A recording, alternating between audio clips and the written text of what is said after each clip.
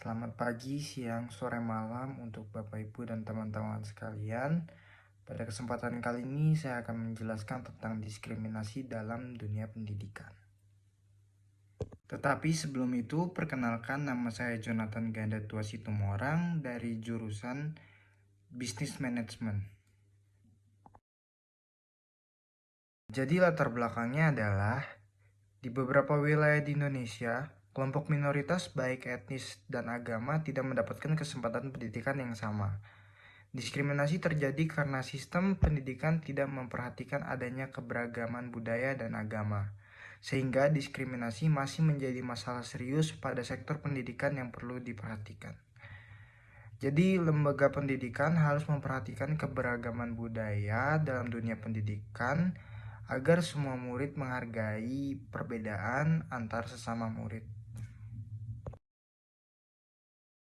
Rumusan masalahnya adalah bagaimana bentuk-bentuk diskriminasi dalam sistem pendidikan di Indonesia, faktor penyebabnya, serta dampaknya terhadap kesetaraan akses dan kualitas pembelajaran bagi kelompok marginal.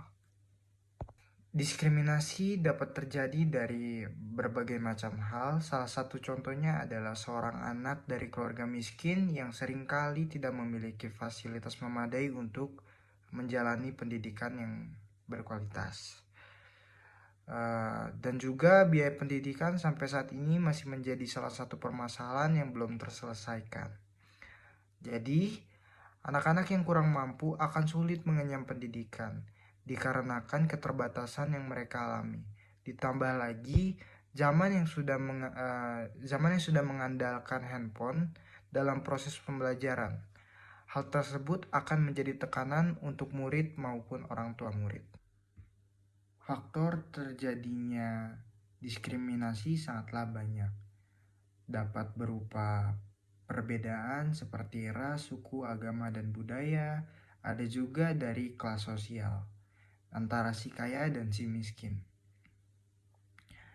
Dengan ini, pemerintah dapat mencegah hal tersebut agar tidak terjadi diskriminasi di lingkungan sekolah dengan cara memberikan sarana kepada sekolah agar setiap siswa mendapatkan kualitas pembelajaran yang sama tanpa membeda-bedakan.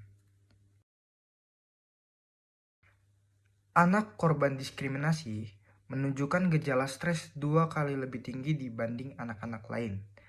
Hal ini akan sangat berpengaruh dengan proses pembelajaran siswa. Dan apabila diskriminasi sudah tertanam dalam lingkungan sekolah, hal tersebut mungkin saja dapat mengganggu mentalitas seorang anak, seorang murid, sehingga bisa saja hal tersebut mengganggu proses pembelajarannya. Peran guru sangat dibutuhkan dalam masalah ini, karena guru dapat mengedukasi anak-anak setiap hari agar dapat lebih menghargai teman-temannya yang berbeda. Pemerintah dan lembaga pendidikan harus membuat kebijakan yang benar-benar inklusif, mempertimbangkan keberagaman budaya dan agama, menyediakan infrastruktur yang ramah disabilitas, dan memberikan beasiswa kepada keluarga yang kurang mampu. Dengan memberikan sarana dan kebijakan yang memadai, hal tersebut akan meminimalisir kemungkinan terjadinya diskriminasi dalam lingkungan sekolah. Karena semua anak akan mengenyam pendidikan yang sama dengan kualitas yang sama dan juga akan saling menghargai perbedaan. Dan juga pemerintah dan sekolah dapat membuat suatu acara seperti malam budaya ataupun hari kebudayaan untuk mengenalkan kebudayaan-kebudayaan kepada siswa-siswa sehingga siswa-siswa lebih mengenal budaya teman-temannya dan tidak akan mendiskriminasi teman-temannya terhadap budayanya. Keberagaman adalah suatu kekayaan yang negeri kita miliki. Oleh karena itu, kita harus melestarikan kebudayaan-kebudayaan yang terdapat pada negara kita agar kekayaan tersebut tetap terjaga. Bukan malahan kita menjadikan kebudayaan dan keberagaman itu sebagai ladang untuk melakukan diskriminasi. Sebagai seseorang yang pernah mengenyam pendidikan di Indonesia, diskriminasi di dalam lingkungan sekolah bukan hanya sebuah wacana akademis, namun hal tersebut adalah realita yang banyak terjadi di lingkungan-lingkungan sekolah. Sekian penjelasan saya tentang diskriminasi dalam pendidikan. Saya Jonathan Gendetua Situmorang. Terima kasih.